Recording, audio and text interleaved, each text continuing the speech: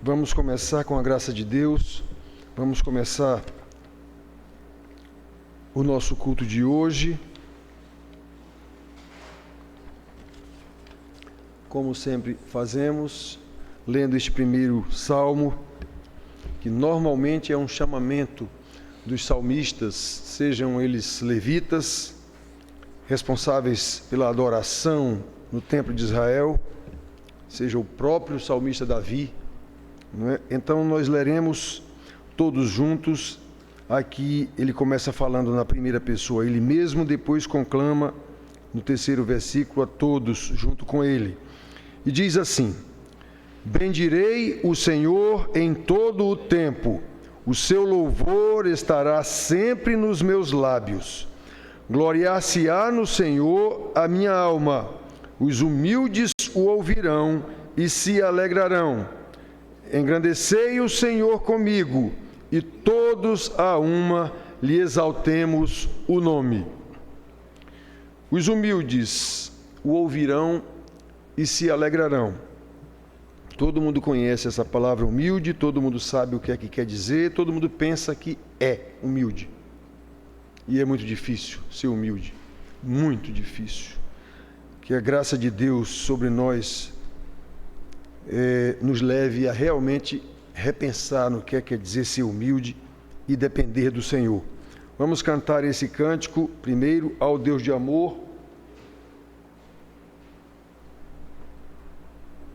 e de imensa bondade, com voz de júbilo, vinde e aclamai.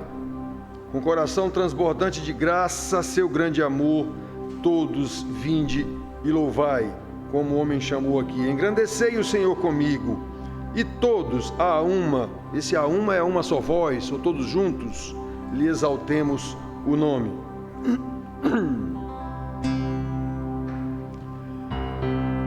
Ao Deus de amor e de imensa bondade, com voz de júbilo vinde aclamai, com coração transbordante de graça, seu grande amor todos vinde louvai. O céu na terra, que maravilhas, Pai operando o poder do Senhor, mas seu amor aos homens perdidos, das maravilhas é sempre a maior.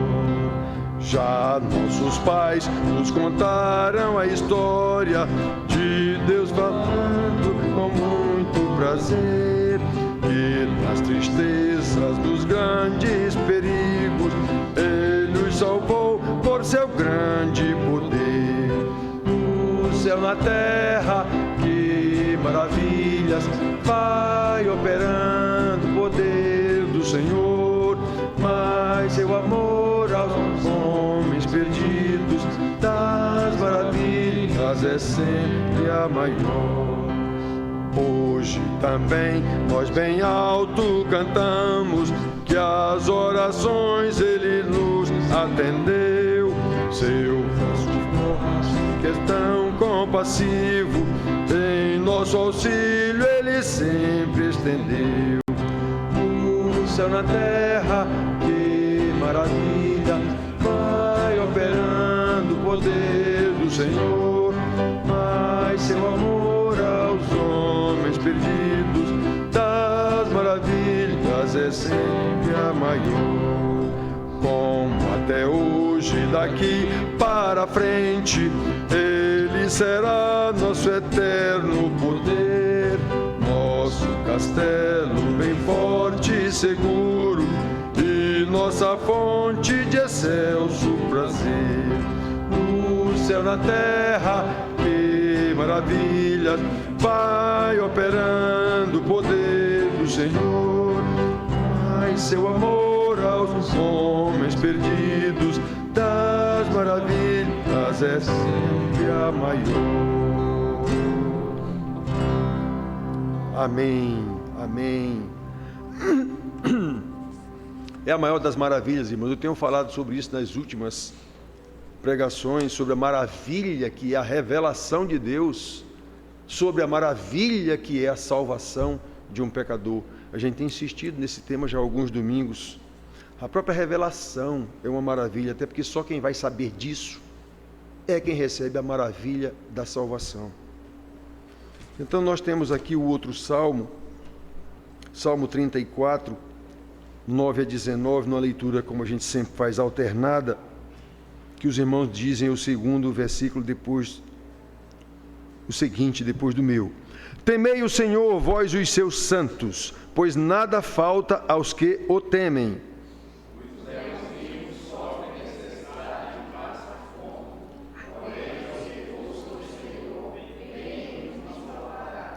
Vinde, filhos, e escutai-me, eu vos ensinarei o temor do Senhor.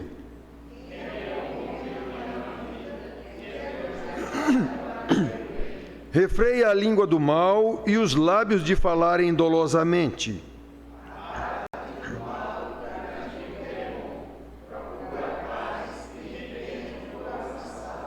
Os olhos do Senhor repousam sobre os justos e os seus ouvidos estão abertos ao seu clamor.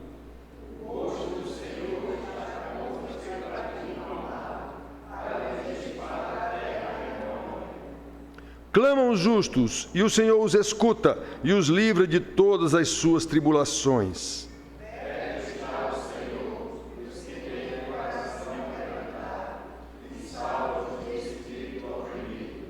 Muitas são as aflições do justo, mas o Senhor de todas o livra.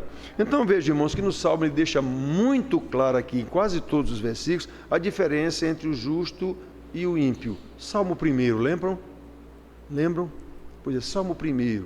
O justo é aquele que medita no Senhor dia e noite, aquele que faz o Senhor. Já o ímpio, não.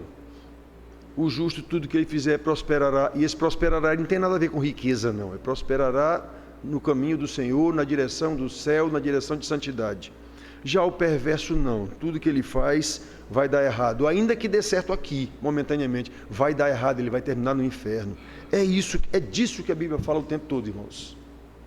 É disso que a Bíblia fala o tempo todo. Céu, inferno, salvação, condenação, vida e morte. É só disso. O resto é só relato sobre isso ou doutrina para que se faça isso. Toda a Bíblia só trata disso. Muito bem, nós temos aqui um outro cântico, Vencendo Vem Jesus, porque ele já venceu. Vimos isso aqui no domingo passado, ele já venceu na cruz do Calvário, já está vencido isso. Nós estamos ensinando, começamos sexta-feira agora, o Apocalipse. Aí quem pensar que a gente vai dizer quem é a besta fera, quem é o anticristo, está muito enganado. A gente vai ensinar o que é que o livro nos ensina. A vitória do Cordeiro e a vitória da sua igreja com ele. É isso que o livro ensina. Aquelas coisas que tem lá a gente não sabe o que é e no dia que for para saber a gente sabe. Pronto.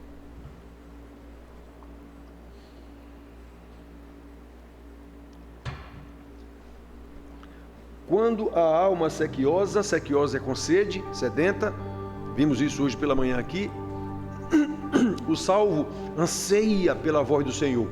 E ele logo reconhece se essa voz é do Senhor ou não. É, né? É isso aí. Quando a alma sequiosa chega a voz do Salvador, ela logo reconhece ser Jesus o seu Senhor. Mas se o eu quer levantar-se e mostrar algum valor, vencendo vem Jesus. Glória, glória, aleluia. Glória, glória, aleluia. Glória, glória, aleluia. Vencendo vem Jesus. De ter sempre algum pesar, mesmo lutas de sabores, nossa paz vem perturbar. Mas se o mal nos ameaça, de alegria nos roubar, vencendo vem Jesus. Glória, glória, aleluia. Glória, glória, aleluia. Aleluia, vencendo vem Jesus. Da vaidade, fiéis servos lutam por fazer os seus. Muitas vezes nos assaltam os modernos fariseus. Mas se alguém procura ver-nos sem a graça do bom Deus, vencendo, vem Jesus. Glória, glória, aleluia. Glória, glória, aleluia. Glória, glória, aleluia. Vencendo, vem Jesus. Amém. Vamos agora cantar alguns cantos antigos com Alex. Onde eu não souber eu paro. Aí Alex continua.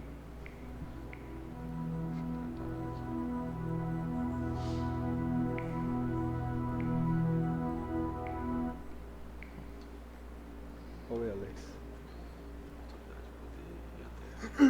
Em sol, né? Deixa eu preparar um aqui. Só de fazer com Jesus.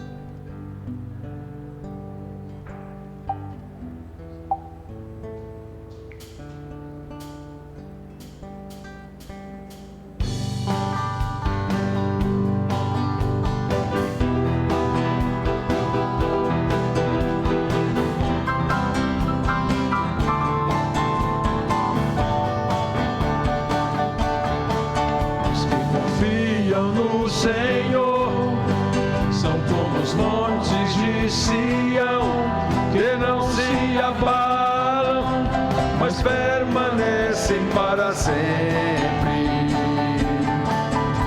Como em volta de Jerusalém estão os montes, assim o Senhor em volta do seu povo. Autoridade e poder, o domínio em suas mãos, pois o Senhor é Deus, o Senhor é Rei dos povos.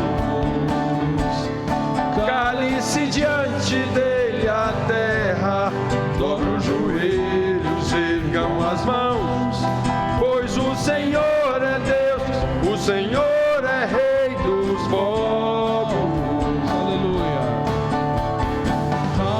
Aleluia, aleluia, glória, aleluia, aleluia, glória, aleluia, aleluia. Mais uma vez. Aleluia, glória, aleluia, aleluia, glória, aleluia, aleluia, glória, aleluia. Terra vai um dia contemplar. Vai um dia contemplar aquele que um dia virá com uma autoridade, julgará toda a terra, se ajoelhará.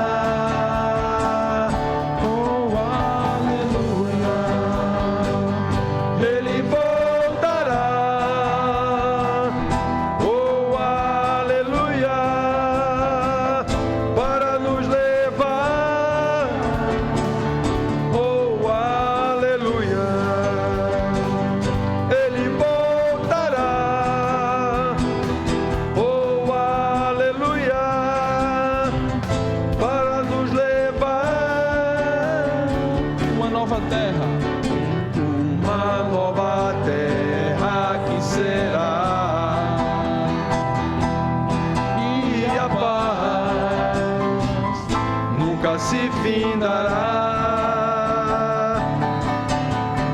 Oh, como será maravilhoso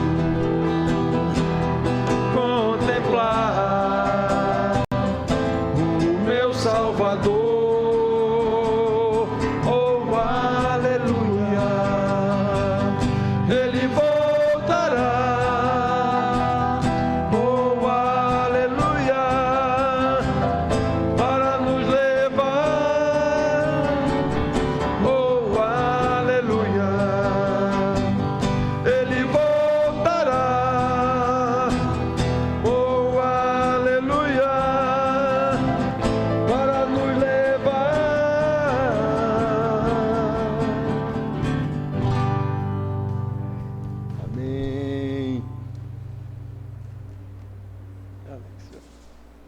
Que beleza, irmãos.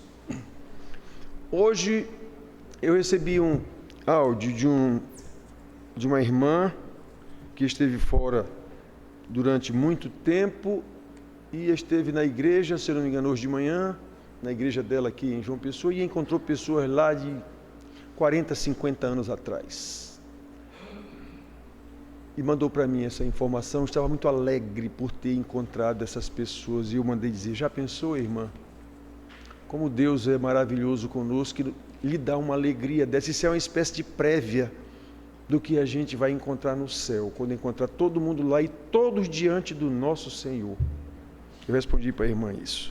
Que maravilha, irmãos. Muito bem, meus queridos, vamos abrir nossas Bíblias no livro de Salmos,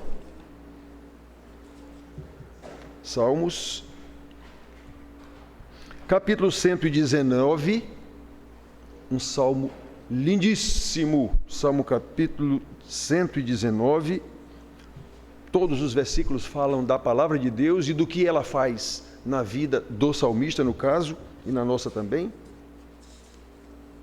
Nós vamos ler só 2 versículos, eu até falei neles hoje de manhã aqui, tratando da lei.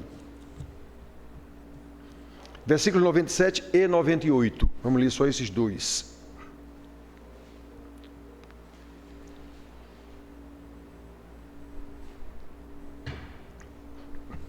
Diz assim: quanto amo a tua lei, é a minha meditação todo o dia. Os teus mandamentos me fazem mais sábios do que os meus inimigos. Só isso, irmãos, que a gente quer. Li só esses 2 versículos, que a gente quer tratar da lei de Deus e a nossa realidade socio-religiosa. Então, a partir só desses 2 versículos aqui, com o auxílio de outros versículos paralelos que a gente vai falar, vai ler aqui, vamos considerar isso, irmãos. A lei de Deus nessa nossa realidade socio-religiosa que envolve a igreja. Como sabemos pela nossa própria experiência secular, a lei normalmente suscita amor e ódio. Normalmente. Amor e ódio. Pelo menos no que eu estou dizendo, normalmente. Os que cumprem a lei são beneficiados pela ordem social que ela proporciona. A Bíblia diz que serão louvados até pelo rei ou pelas autoridades. Não é bem assim que acontece, mas era para acontecer assim. Então essas pessoas por isso amam a lei. Ele é cumpridor da lei e a lei o favorece, já que ele anda dentro da lei. Então a lei é boa. Já os que não a cumprem, aqueles que andam à margem da lei, ou os marginais, odeiam a lei, porque são punidos por ela. A própria lei os pune, já que eles não cumprem a lei. E toda a lei diz qual é a punição se não for cumprida.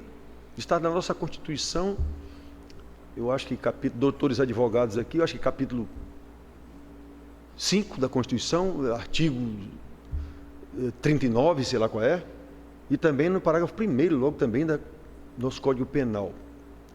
Não há crime sem lei anterior que o defina, tem que haver uma lei dizendo que isso é crime, e nem haverá penalidade sem já estar previsto na lei. Então a lei vai punir quem não a cumprir. Então o cara que não cumpre não vai gostar da lei, já que ele vai ser punido. Muito bem, então, irmãos, nos 2 versículos que nós lemos, nós podemos ver que o salmista ama a lei. Ele diz aqui: quanto amo a tua lei, é a minha meditação todo dia. Só que o outro versículo, o salmista diz que ele tem inimigos por causa disso. Os teus mandamentos me fazem mais sábio que os meus inimigos. Obviamente, esses inimigos são exatamente aqueles que não amam a lei, que são os ímpios, os que são inimigos naturais da lei de Deus. Por isso, nos tempos do salmista, a inimizade dos ímpios resultava em guerra. Nós vemos a história de Israel aqui. A guerra contra Davi, o pastor rei de Israel. Era guerra constantemente contra ele, porque ele era um homem obediente à lei de Deus. Aqueles que amam a lei de Deus serão perseguidos pelos que não amam a lei de Deus, e o mundo inteiro jaz no maligno. Então o mundo inteiro será contra os santos de Deus como a Bíblia diz. Mas ninguém acredita nisso. Então, olha, irmãos, hoje não temos mais guerras materiais, digamos assim, físicas, por causa da lei de Deus. Inclusive, para quem não sabe, aquela guerra da Hungria, lá com Hungria, não, como é o nome? Rússia com a Ucrânia, tem um aspecto religioso ali que a imprensa nem ninguém diz absolutamente nada sobre isso, pois tem um aspecto religioso e é talvez o maior aspecto religioso. Os crentes ortodoxos, católicos, aliás, ortodoxos da Rússia, não querem deixar seus irmãos ucranianos se lambuzar na porcaria da Europa e Estados Unidos. Esse é um dos problemas. Então, irmãos, a imprensa nem diz isso, pois é um dos aspectos mais importantes dessa guerra, é o religioso. Então, irmãos, olhem só, hoje nós não temos mais guerras materiais, físicas, por causa da lei de Deus, como nos tempos do salmista. Hoje a batalha é muito mais espiritual, digamos assim, e Paulo lembra isso, né? Nossa batalha não é contra carne nem sangue, é contra as potestades. Porém, quem está em Cristo e ama verdadeiramente a lei de Deus, como o salmista, embora não haja guerra, luta física, mas haverá uma luta, sempre terá inimigos espirituais, inclusive e principalmente eu mesmo, o próprio ego, cada um é o seu maior inimigo, é o seu próprio ego espiritual, é o inimigo espiritual, que é a sua natureza carnal pecaminosa, sua vontade de andar muito bem, obrigado, com ter as coisas do mundo. Já pegamos isso aqui alguns domingos atrás e vemos tratando disso aí. Essa natureza pecaminosa precisa ser mortificada a cada dia, como nós vemos nas cartas, especialmente Paulo. E tem que ser feito no poder do Espírito Santo. E não há como ter o poder do Espírito Santo fora da palavra. Não há. Muito bem, irmãos, o apóstolo Paulo dá testemunho da sua própria batalha. Ele dá testemunho. Porque no tocante ao homem interior, ele tem prazer na lei de Deus. Mas vejo nos meus membros outra lei, guerreando contra a lei da minha mente, que me faz prisioneiro da lei do pecado que está nos meus membros. Então o próprio apóstolo diz, eu sei que eu tenho que fazer a lei do Senhor, eu amo a lei do Senhor, mas há uma outra lei dentro de mim. Eu continuo humano e pecador. Ele sabia disso. Quem não souber disso não é crente. Quem não souber que há essa batalha constante não é crente. Então, diferentemente do apóstolo, que tinha o poder do Espírito Santo para guerrear contra o seu ego, quem não está em Cristo fica escravo da sua natureza pecaminosa carnal, como o próprio apóstolo também explica mais adiante. O pendor da carne é inimizade contra Deus, pois não está sujeita à lei de Deus, nem mesmo pode estar. Então, meus filhos, se a realidade do salmista era a guerra física, se os seus amigos eram reais e pessoais, com espada na mão e tudo, porque eram inimigos da lei de Deus e lhe faziam guerra física, nós também temos um inimigo que anda conosco o tempo todo, que é o nosso ego. Nós temos inimigos também reais, que por serem inimigos da lei de Deus, também fazem guerra espiritual contra nós sem trégua, tentando nos fazer desobedecer à lei de Deus. Essa é a realidade socio-religiosa da nossa cultura, que a igreja está totalmente imersa. E precisamos ter muito cuidado, irmãos, com as nossas amizades, com a nossa vida, com o nosso trabalho, nossos amigos, em especial os amigos dos nossos filhos.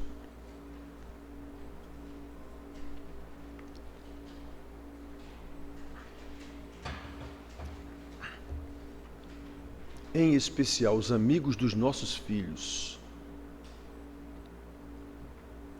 A lei de Deus é a expressão da sua santidade, da sua retidão, da sua pureza. E nada disso faz parte dos afetos de um não pecador, de um pecador não convertido, que é inimigo de Deus. Quem são os nossos amigos? Redes sociais, Quem são os nossos amigos? Quem nós seguimos? Os amigos dos nossos filhos. O Salmo 36:1 diz assim: no coração do ímpio a voz da transgressão. Há no coração do ímpio a voz da transgressão. Não há temor de Deus diante dos seus olhos. Pois é, quem são essas pessoas que nossos filhos seguem? Os tais blogueiros, não sei o quê. Nós mesmos, pais. Quem é? Quem é que está mandando o troço para a gente o tempo todo e a gente mandando para ele? Essa pessoa é crente? Não. Não é. Pois é. É um inimigo de Deus, é um inimigo da lei de Deus, e você é amigo dele. Irmãos queridos, considerando a nossa realidade sociocultural, em que estamos imersos, a igreja, imersa até o pescoço nisso, sabendo da inimizade do pecador não convertido para com a lei de Deus, algumas situações reais que nós sabemos da vida de todo mundo aqui, nos deixam realmente perplexos. Como pode pessoas ditas crentes manter amizade íntima com pecadores não convertidos, às vezes pessoas imorais, rebeldes, e nós sabemos? Como é que pode um crente não perceber que está de mão dadas com um inimigo da lei de Deus? Terríveis inimigos da lei de Deus, e eu ando de mãos dadas com ele.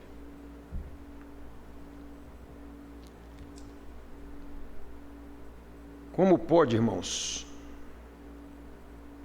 se uma lei tão santa, tão reta e tão pura agride os pecadores não convertidos, e essa mesma lei, ao mesmo tempo, agrada ao nosso coração, é o prazer, como o homem diz aqui, quanto amo a tua lei, é a minha meditação todo dia. Então como é que eu vou andar de mão dada com alguém que é inimigo da lei de Deus?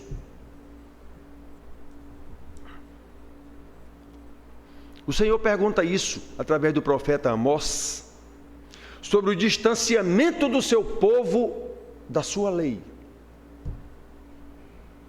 Andarão dois juntos se não houver entre eles acordo? Amós 3:3. Não andarão juntos. Se um está indo para o norte e outro para o sul, como é que andarão juntos? Ao longo da história de Israel, irmãos, o povo se corrompeu. Nós sabemos disso. Por causa das amizades com povos ímpios que Deus proibiu, inimigos da lei de Deus, eles tinham os seus deuses.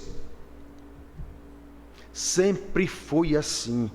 E a história de Israel está registrada nas Escrituras para o nosso ensino. De vez em quando eu cito aqui Romanos 15:4. Tudo que outrora foi escrito para o nosso ensino foi escrito. Cadê? Onde é que está? Tudo que outrora foi escrito para o nosso ensino foi escrito para que pelas Escrituras tenhamos esperança, alguma coisa assim. Pois tudo quanto outrora foi escrito para o nosso ensino foi escrito a fim de que pela paciência e pela consolação das Escrituras tenhamos esperança. Pois é, o Velho Testamento está escrito inteiro dizendo para Israel: não se misturem, não se misturem, não se misturem. E eles se misturaram. Então, meus filhos, como a lei de Deus não muda, as pessoas ditas crentes que se conformam com o mundo, seguindo a cultura secular, também se tornam inimigas da lei de Deus, que é imutável e não pode ser adaptada a essa lei à cultura secular. Paulo diz isso com todas as letras lá em Romanos 12:1 e 2, O presbítero Paulo uma vez pregou sobre isso aqui. Daniel já pregou sobre esse texto aqui. Antonino, pastor, já pregou sobre esse texto aqui. Eu já preguei sobre esse texto aqui. Rogo-vos, irmãos, olha o rogo do apóstolo, rogo-vos, irmãos, pelas misericórdias de Deus, que apresentei vossos corpos. Cadê, irmãos? Rogo-vos, irmãos, presta atenção, se ele estivesse dizendo o que eu digo, preste atenção, irmãos. Rogo-vos, irmãos, pelas misericórdias de Deus, que apresenteis os vossos corpos por sacrifício vivo, santo e agradável a Deus, que é o vosso culto racional. Eu sei o que é que eu estou fazendo, eu sei a quem cultuo, eu sei qual é a lei de Deus, eu sei que eu não posso me misturar com o mundo. Não vos conformeis com o presente século, traduzindo, não se misturem com o mundo, mas transformai-vos pela renovação da vossa mente, para que experimenteis qual seja a boa, agradável e perfeita vontade de Deus. Irmãos, eu só falto morrer de agonia estudando a Bíblia e vendo a profundidade da palavra, como Paulo diz aos Efésios, vendo a altura, largura, comprimento, profundidade, que eu sei que os irmãos não veem, e o apóstolo sabia disso também. Por isso que ele clama tanto: rogo-vos, pois, irmãos. Prestem bem atenção, irmãos. Somente o verdadeiro convertido ama a lei de Deus, e por esse amor, na força desse amor, que é também o poder de Deus, ele vai lutar contra a sua própria natureza carnal pecaminosa, e ele sabe disso, fazendo coro com o salmista quando diz: quanto amo a tua lei, é a minha meditação todo dia. Por que é que eu luto tanto para ensinar a Bíblia na Bíblia? Eu não procuro nem ensinar com base em outros comentaristas do calibre de Calvino, por exemplo. Não, vamos estudar a Bíblia, pela Bíblia. Vamos entender o que é isso aqui. Não tem Bíblia nova, não tem palavra nova, é essa aqui. Vamos entender a gravidade disso aqui, a profundidade disso aqui. Vocês sabem como é que a gente dá aula aqui, segunda e sexta-feira? Lutando para chegar na profundidade disso aqui, vocês entenderem isso aqui. Normalmente não entenderam. E eu sei disso. Aí quando eles se aprofundam, tem uns que falam: pastor, pelo amor de Deus. Pois é.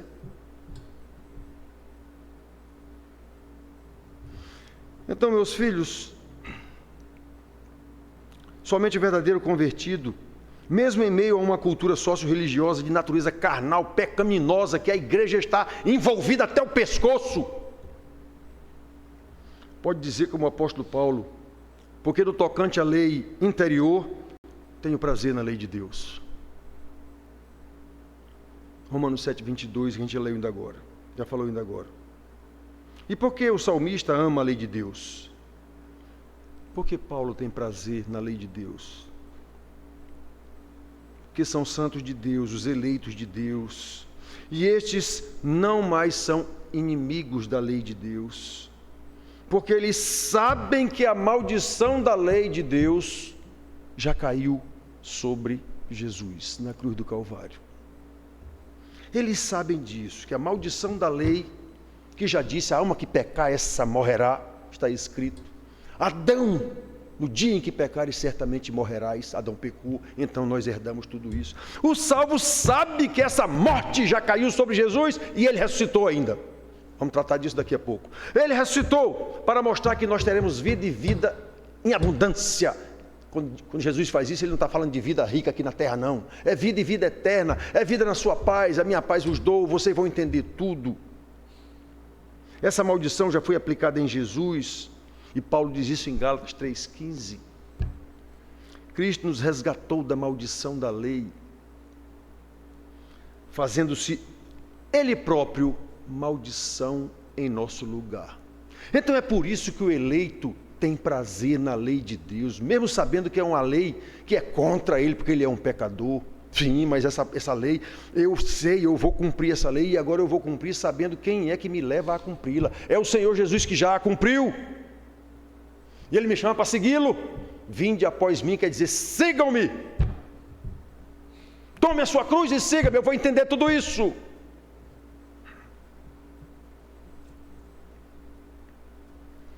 Por isso, irmãos, convertidos agora, aqueles que são convertidos, amam a lei de Deus e nela têm prazer. Essas palavras do salmista e do apóstolo Paulo não podem ser mera teoria em nossa vida, não podem ser mera leitura da palavra de Deus. Quanto amo a tua lei, quanto amo a tua lei. Isso não pode ser apenas uma leitura. Lembra, hoje eu vou fazer minha meditação na palavra. O que é que quer dizer isso, meu amigo? Dependendo da situação, em quase todos os casos, é apenas um rito religioso, sociocultural, familiar. Se não houver entendimento profundo daquilo que você está lendo, para aplicação na sua vida, sabendo que tudo isso está no poder do Espírito Santo, não passa de um mero rito cultural, religioso, familiar. Quanto amo a tua lei, é a minha meditação todo dia. Essa meditação que vamos falar aqui, não é eu pegar a Bíblia, deixa eu fazer minha meditação. Essa meditação é lembrar. Eu estou lembrando todo dia, eu sei a tua lei, eu estou lembrando da tua lei todo dia, é todo o dia, não é todo dia, não é durante todo o dia, de manhã, de noite, eu estou lembrando da tua lei, meu Senhor, eu estou lembrando o que é que o Senhor disse que é para eu fazer e não fazer, nada de legalismo, estou falando aqui de obediência, estou falando de vida de santidade, eu estou falando de caminhar na direção do encontro com o meu Senhor Jesus, para no último dia eu ter a alegria que a senhorinha teve hoje de encontrar velhos amigos. Eu vou encontrar o meu maior amigo, meu Senhor Jesus. Quando eu me encontrar com Ele, não vai ter espanto. Não, é o meu Senhor, é o meu Senhor, é o meu Salvador. Ele me conduziu até aqui, até eu chegar a Ele. Ele me tirou do mais profundo abismo, da perdição, do inferno, e me trouxe, Ele mesmo me trouxe durante toda a caminhada, até chegar a Ele. Irmãos, a velha história da caminhada no deserto de Moisés com aquele povo, é tudo simbologia, aconteceu, mas é tudo simbologia da nossa vida aqui, até encontrar o nosso Senhor Jesus.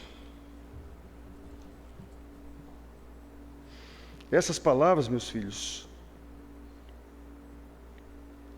não podem ser apenas uma teoria, não pode ser apenas uma teoria na vida da gente, não.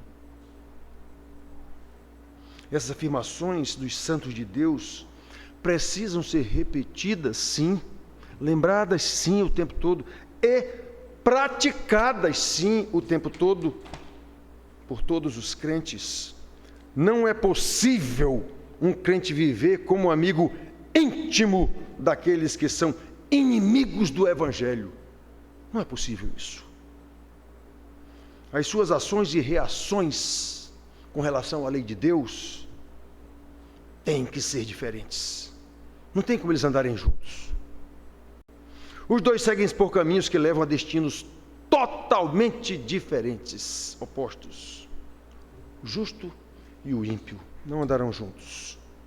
Como se lê em Apocalipse 22, 11, isso vai continuar até o Senhor Jesus chegar, e está escrito no final do livro de Apocalipse.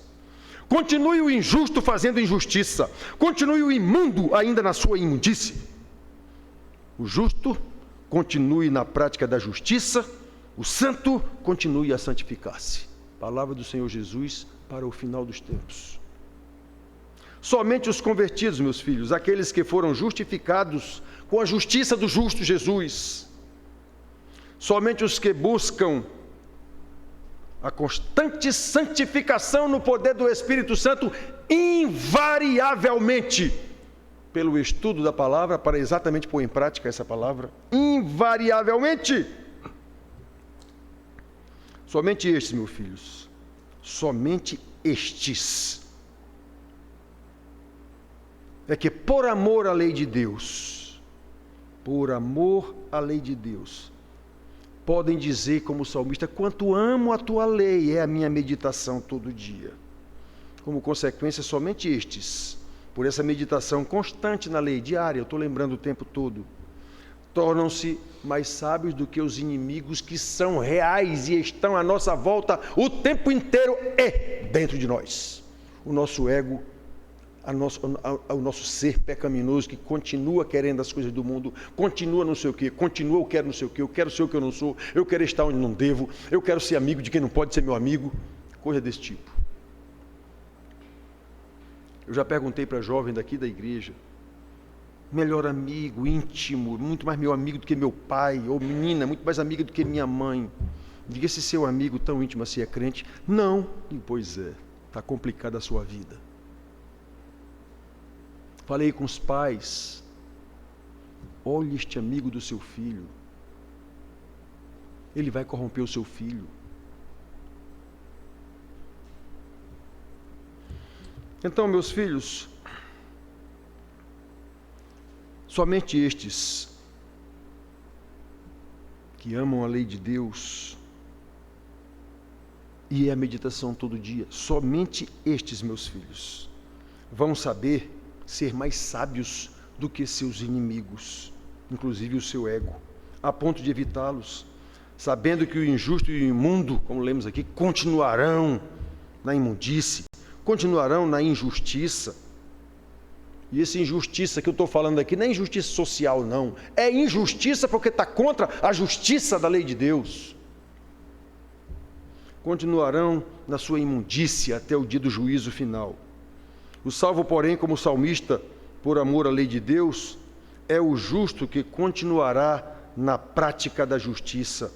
É o santo que continuará a santificar-se até se encontrar com o santo, o justo, o nosso Senhor Jesus. Que Deus nos conceda graça e sabedoria, irmãos, para que, mesmo em uma realidade socio-religiosa secularizada, em que a igreja está envolvida, imersa até os olhos, que a gente possa ver isso, que a gente possa enxergar isso. Não se esqueça, Israel sempre viveu assim, por desobedecer a lei de Deus, imerso até os olhos com o mundo. E o salmista diz aqui: rogo-vos, irmãos, pelas misericórdias de Deus, não se misturem com o mundo. Essa palavra é atual. Isso não foi só lá para os romanos, não. Os teus mandamentos me fazem mais sábio do que os meus inimigos. E o meu maior inimigo sou eu mesmo. Então, que a gente possa, meus filhos, mesmo em uma realidade socio-religiosa secularizada, que nós possamos amar a lei de Deus e nela meditar todo o dia inteiro. Não é todo dia, não é durante todo o dia. E todo dia, a fim de que vivamos de forma digna, como digno é o nosso Senhor. Vamos participar da Santa Ceia e às vezes pessoas dizem: eu não vou participar hoje não, porque eu não sou digno de participar. Digno é mesmo? Não. Nem você, nem eu, nem nenhum aqui. Nós vamos participar por causa da dignidade exatamente de quem fez esse sacrifício por nós. É a dignidade dele. Precisamos viver assim, testemunhando a maravilhosa salvação que Deus nos deu e a sua maravilhosa revelação de saber disso. Para a gente contar essa história cantando assim todo dia, mostrando ao mundo quem é o nosso Deus e como foi que Ele nos salvou, para que nós vivamos para louvor da sua glória. Amém.